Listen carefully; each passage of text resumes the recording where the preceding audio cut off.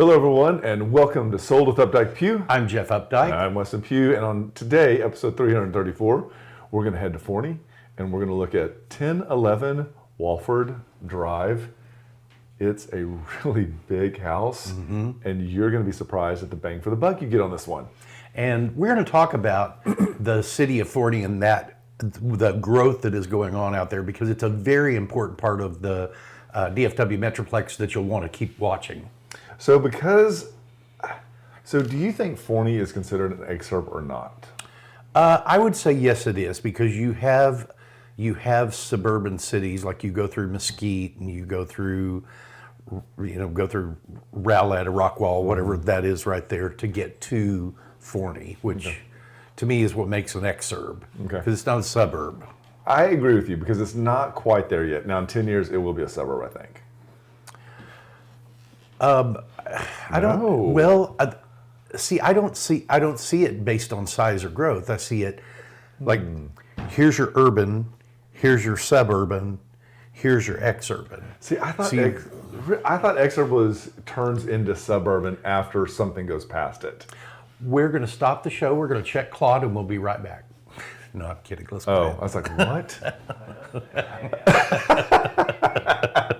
So what we're going to do is we're going to talk a little bit about the demographics and what goes on in Forney to give you a better understanding of what happens. So the population is roughly about 45,000, and it has seen a really large increase annually of 8.7. And one of the things that I thought was really crazy is that the population since 2020 has nearly doubled. The median house price is about 104, which is also an increase. And the median age of ownership out there is 31.4, which is uptown numbers, but switch from rent to own, which is really interesting. The other thing too is Kaufman County is the second, fastest growing county in the nation, not Texas. In the nation, yeah. That's a lot. One of the big reasons you really got to watch this area. Yes. Forney is started as a small farming community. It's grown into be a nice little, I'm going to say, country city. It's bigger than a town. Yeah. It's about 21 miles to the east of Dallas. It's bordered on the south by I-20, and then Highway 80 runs right through the middle of it. It's real easy to get up to the lake. You've got FM 548, Highway 80, Reeder Road. These are all streets that come right into the city. They do have public transit there. It's a public transit service that just serves Forney.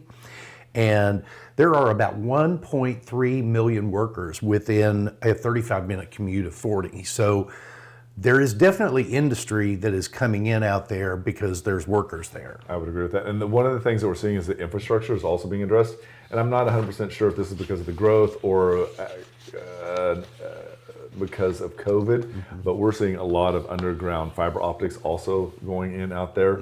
In 2025, there was a capital improvement that was also passed by City Council, and this is taking care of widening roads and some of the other elements that they need to really continue this growth.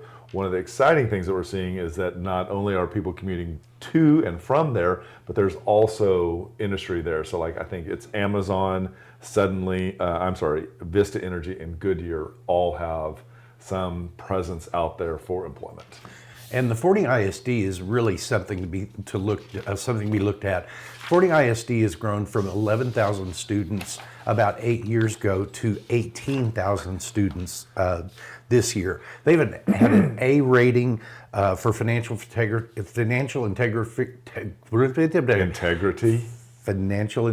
with the Texas Education Association for 8 consecutive years. This is a really amazing stat, is that 91.6% of the Forney students that graduate high school go on to a 4-year college. And that is 90% above the state average. So academically, a solid B-rated district. There's an elementary called Johnston Elementary that's a real standout. And Forney High School ranks in the upper 55% of the entire, or all the high schools in Texas. Yeah, I think that this will probably be one day one of the powerhouses also for football if they're continuing to grow like this. Well, the lifestyle that this also allows you, There is a very calm lifestyle. There is stuff to do, which is downtown. They have a couple little festivals on New Year's Eve. There's also a distillery called Lone Elm that is also in the downtown historic district. They also have farmers market. And so I think it's kind of maintaining its probably more rural feel as it continues to develop into the town that it is today. You still having the proximity to Dallas, you still have access to the sporting events, the concerts. You still have the airports that we enjoy. So it's not like you're, in Oklahoma City. And for outdoor living, you've got the Forney Community Park, which is over 170 acres, with 40 of those being open land. There are hiking trails, there are bike trails. The park has tennis, it has a splash pad. It's got a 5,000 person amphitheater for outdoor concerts. Soccer, softball, basketball, volleyball, tennis. We don't know about pickleball. Oh, you've got to have pickleball, whatever. Mulberry Park is one of the good local parks. There are several other smaller parks in the city of Forney. And if you want to get to a lake, Lake Tawakoni is a very, very short 45-minute drive to the east from here. So one of the things is that I would say my big takeaway is that there is plenty of developers out in this area. It is one of your hotter markets, and that has also really created some great resale home opportunities, as the one that we're going to talk about here now. Which house is it, Jeff? So it's 1011 Walford Drive in Forney. So this is a great house. It's interesting because the lot is not super large, but because of the way that it's set actually on the lot, it's not super deep, and therefore you get a lot more of a backyard with this house. It is a 3-car garage. That is a wooden garage door. It is a stone brick combination built in 2016. This house has room and space for everyone. I was really excited on this house. And this was built by Highland Homes, which is a very quality home builder. Yep. The floor plan on it is unique, and I say unique not because it's weird. I say unique because the way that especially the second floor lays out, it's very welcoming to multi-generational families. If you have multiple families, this is a really good floor plan. Formal dining room, right as you come in, they've got hardwoods throughout the most of the first floor. You have a nice little entryway that kind of separates that formal living room or formal dining room from the rest of the home. One of the things about this house is that this office right here is on the front of the house, has a walk-in closet. It is good sized, but it also is adjacent to a full bathroom. So this is a 5-bedroom, 5 full bath. But because of the way this flows, it gives you the flexibility to have a 6th bedroom if that is something that you truly need. So the versatility here as far as living, multi-generational as you said, is really great. And this is a really wonderful, large living room at the back of the house that has great windows, has a stone fireplace with gas starter, is really situated so it's easy to set up furniture, and it works with the kitchen and it works with the rest of the house so that people don't get stuck in a certain area. And these are 9 or 10 foot ceilings on the first floor, so it really gives you a lot of feeling of space without having a lot of wasted space in the house. There is a breakfast area in the kitchen. You've got granite countertops, really nicely kind of an antique style painted cabinetry, gas range, single oven, but then you've also got the microwave and a very good sized walk-in pantry in the corner. So I like that the staircase that we just saw, the staircase is like a double switchback. And so it really does work to create volume vertically within this house. And as you can see here, you've got the seat-in kitchen with the pendant lighting right in front of the sink. So this is your first eating spot inside of the kitchen. Again, as Jeff was saying, you have plenty of cabinets and space. You have a walk-in pantry as well. This is typical of what we see in suburbia. And it is, if you're not accustomed to this is such a gift to have this much additional space. And as you turn here, this allows us to see that they've got a little space area where they've created a bar cart for beverages, but then you can also see on the right-hand side how this flows into the master bedroom. master bedroom is down. It gives us a lot more versatility. We're beginning to pivot and turn where we can see both the breakfast area, but then also into the backyard. This is one of the ones that is unique in that the breakfast nook area also has a bench, which is a really great way for you to add additional seating. So whether you're playing mahjong, whether you're, Monday night football, this house, this little section is really great for all of that. And you've got windows on virtually every wall in this house, so there's plenty of natural light. We'll get to go outside in just a little bit, but this is the master bedroom, which is on the first floor. Again, you got the real high ceilings. This is one of the rooms that is carpeted. Does have a view out onto the backyard. If someone were to put a pool in back there, it would be absolutely spectacular. This comes in off the hallway, or the little step-in hallway from the living room, and I think we're going to probably turn around and look in the master bath. So this is a really great master bath. Separate tub and shower, the separate vanities, which works really, really well. Again, you've got the big frosted window there, so you've got privacy, but you still get lots of light. So one of the funny things was the photographer actually said this is one of the rare master bathrooms that's so large I can get it in one single shot. Looking here, we've got custom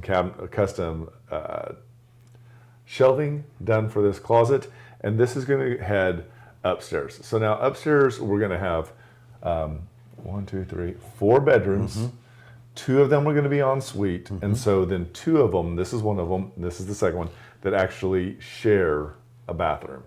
And that's the one that's in the hall. This is a really great way that this flows, in that the majority of this portion pushes out over the garage, and so it kind of alleviates some of the noise. This is that hall bathroom that they're going to share, and one of the great things about this is it's double sink, but both the tub and the toilet are behind a door, so you can shut that, and then the sinks can still be used.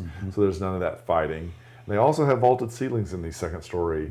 So this is the one that actually, I believe, has its own bathroom. So this is en suite. So that gives us 3 en suites, which is really a great element when you really begin thinking about who's going to get what when it comes to the house. So this is the game room area. While that is a poker table, I believe, this is the perfect place for your mahjong table. As you can tell, they use their pedal machine.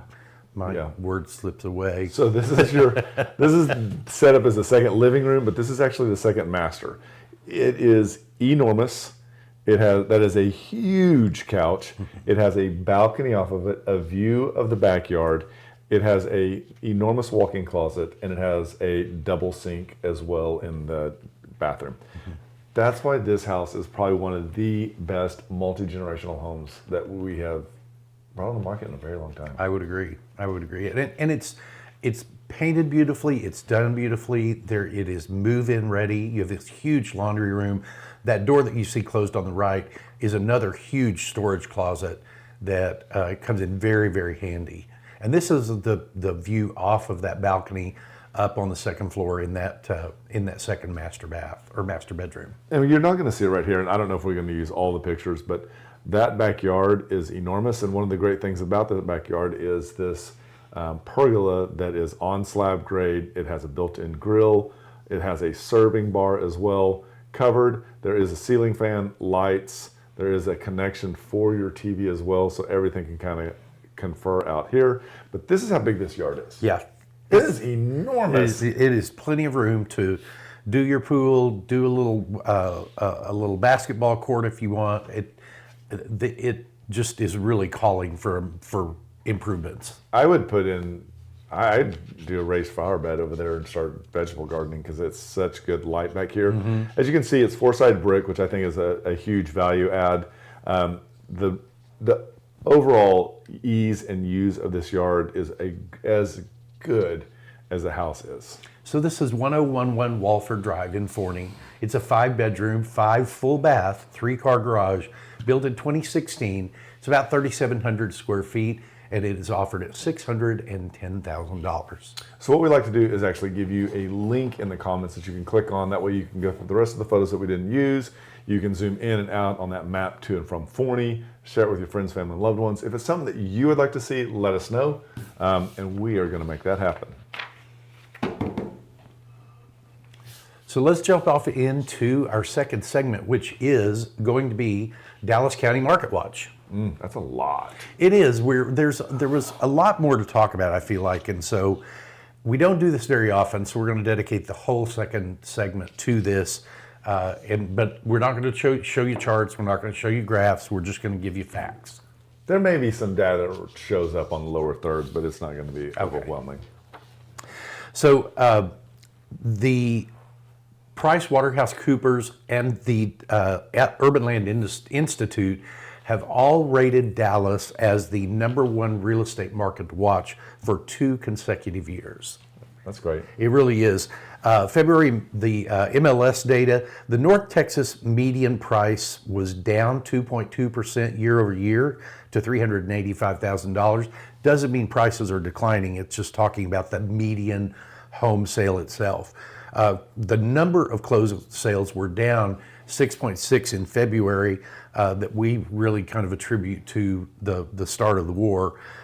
They were down 2.2%. I'm sorry, they were down 5.8% in January, and that's 2 consecutive months of declining numbers. And as we step into the spring market, it is doing what we had expected, even more so within this last week as spring break is over. And so I think that we're pretty much out of all of the distractions right now. And so we're seeing a nice intake. The number of listings has grown to where we now have an inventory that's from 3.6 to 3.9 days on market now. This is something interesting. In February, we saw them jump to 108. That's 108 days. That is much different than what we've seen in months and years past. But I think it's the beginning of what I want to say, calming, where it's normalizing inside of the market. Median income has dropped just a little bit. I don't think that's anything to be alarmed about. I just think that as we see sales come and go, we're seeing a lot less brand new, smaller condos, which really can offset that. And then we're also seeing that the actual sellers are getting 95.9 cents on the dollar when they're selling, which Countywide. is really, really good numbers. So if we looked at 3 zip codes inside Dallas County, just to give you a little perspective on those, we chose 75220, which is Old Preston Hollow. The average home was $1.28 million last quarter. But here's the really cool thing is in that zip code, the list to sale gap is very, very small. So people are listing their homes and they are getting 98.2% of what their list price is. 75205, this is part of Highland Park University Park, had a $2.6 million average sales price.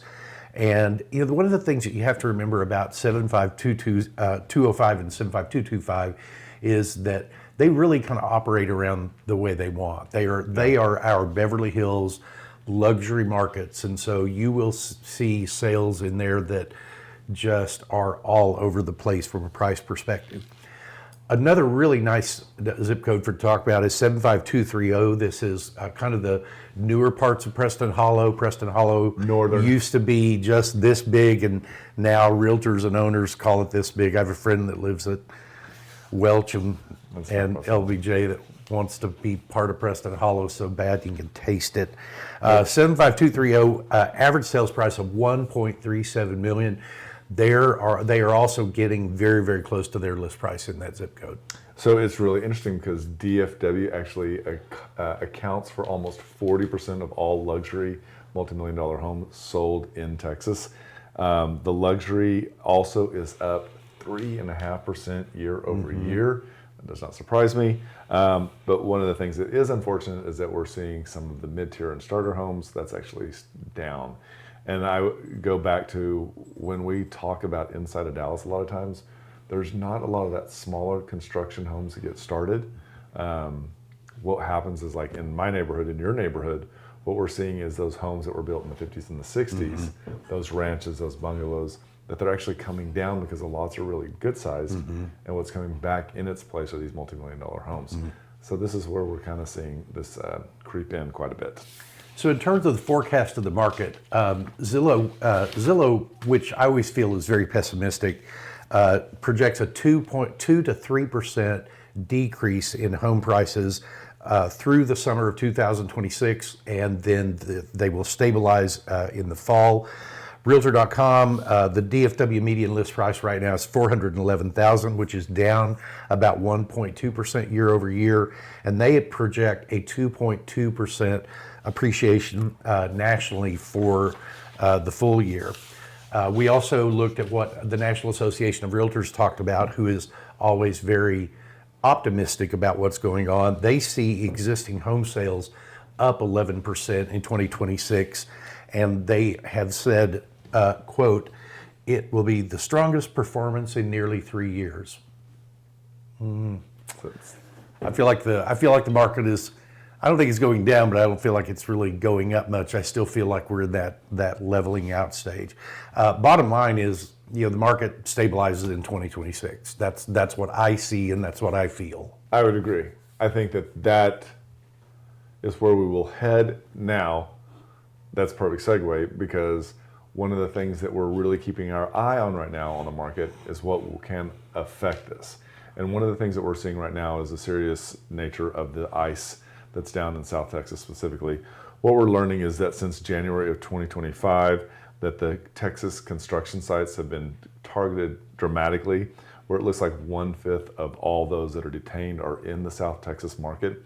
And what this means for consumers is that a house that typically takes 2,100 square foot home typically takes 3 to 4 months. And what it's ended up now is taking 9 to 12, because we're seeing so many of the workers that actually have papers not even showing up because they're scared. Yeah, and I mean, even documented workers are afraid to go to the sites because there have been so many people picked up, detained, and then even though they get released, it might be 4 or 5 days down the road, and it's just it's a horrendous experience for your family to have to go through. Texas State demographer Lloyd Porter says more than half of Texas's 23 and 24 population came from immigration, and the construction industry depends so badly on that workforce that our Dallas market is not immune from it either. The Dallas construction market, and I say Dallas in a big way, like right. The DFW. Yeah, where the Prosper and Salina and Forney and all of those exurbs, those have really been impacted as well. I think that we'll see this continue to play itself out. Again, stay tuned, watch for things. The other thing that we're noticing too is that mortgage rates are being affected pretty greatly right now by the impact of the war in Iran. And we have seen that prior to this escalation, this war, that rates had dropped into the 5s, and that even to where we were seeing like 5.5 on certain things, well, that has all pretty much been erased. Last Friday was really tumultuous. Bond market had a lot of bouncing around. Hence, we've seen rates that are back in the 6.25. They are projected they could go up again. So this is one of those things to be mindful of. If they can go up that fast, our hope is that they can also go down once resolution has been achieved. Yeah, and Realtor.com senior economist Joel Berner says that this is just that one more thing to add to the anxiety pile. People are worried about they're worried about tariffs, they're worried about interest rates, they're worried about the time of construction that it takes, the stock market volatility, AI job displacement. I mean, it's just, those are all things that are kind of weighing heavily on consumers right now, and you throw this extra layer of a war on top, and it's really throws things off. There's a UT Arlington professor that we were reading about that talks about how geopolitical shock creates risk-averse behavior, which means you're not going to step out and make the largest purchase that you potentially make in your entire life, or you take a lot longer to make that decision when things like this are going on. And that same professor also flagged that energy-intensive materials such as steel, cement, aluminum, those are all very vulnerable to the price of oil.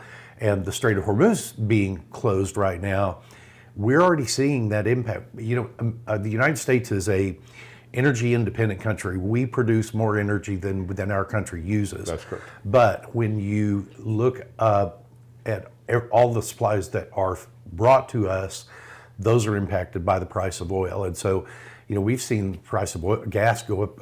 It's gone up $1 a gallon just in the last 2 to 3 weeks. So the takeaways that we're going to say and end on this is that it's important for sellers to price their house based on 2026 comparables, not based on 2022. Mm-hmm. That still is registering in our minds. We have to be mindful of what we are looking at. The other thing too is that it matters more now than ever for the actual property condition. Back in the day, you could put anything out there and it was getting gobbled up. This also includes making sure that both the HVAC and the roof and some of the larger mechanical systems have been looked at and are both in good working condition, and that warranties have been provided as well. And buyers in the market right now, if you're considering being a seller, know that there are buyers in the market right now, and they are qualified, and they have gotten over the interest rate shock, and they are ready to buy. And that is the person that a well-positioned home is waiting for. Absolutely. Got to be ready. And luxury market, one last thing, luxury market has a tailwind on it. We see the luxury market just going bananas right now. The mid-tier market does not. So if your property is, let's say, $1.5 million and below, you really need to pay attention to signals in the market about how well your house is priced, pay attention to the feedback that you're getting, and pay attention to what your realtor says, because even though you might not like it, chances are they're being honest with you. I'd say this is going to be the time when you're showing traffic is going to be one of your best indicators on where you sit in the market. I would agree. So I hope you found this helpful. If there's anything else that you'd like to have information on, or any of the points, if you'd like to know where we got our data from, just reach out and let us know. And just remember, we want to be your realtors for life.